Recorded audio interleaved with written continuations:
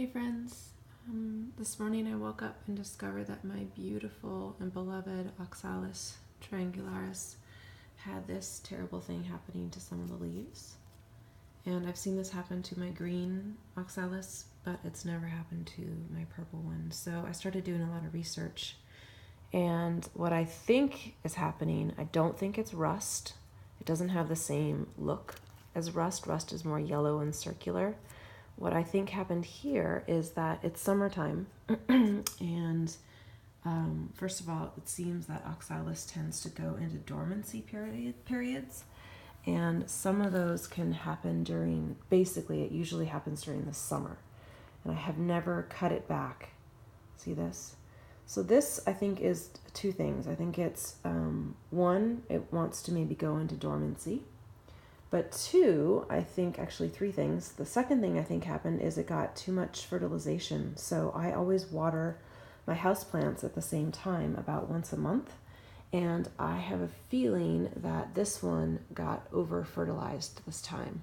I want to say I watered it twice with food, which I've never done before, because I remember going back around the house and I think I thought I missed it, but I did not miss this one. I think I hit it twice with food. The second, or I should say the third thing now, is that I believe it got burned by the sun because it's summertime.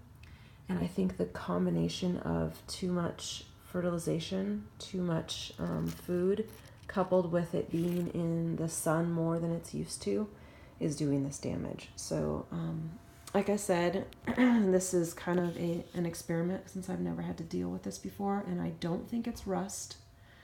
From the pictures I've seen, it looks much more like, and I'm also going off of how my green ones look, which are very similar to this. I think it got too much food and it got burned by the sun. So my solution, I think what I'm going to do here is go ahead and cut back all the damaged leaves and bring this plant into a shaded area for about a month and see if it will just go dormant and come back healthier. So down here, the bulbs of an oxalis, sometimes you can see they're called corms, and they almost look like they're like a yam, like a miniature yam or sweet potato, and that's really what I need to protect more than the leaves. So I'll probably put this in the shade, like I said, cut back all the damaged leaves, and then in about a month I will repot it in new soil and see how we do with the new growth. So I'll keep you guys updated, but that's my plan right now.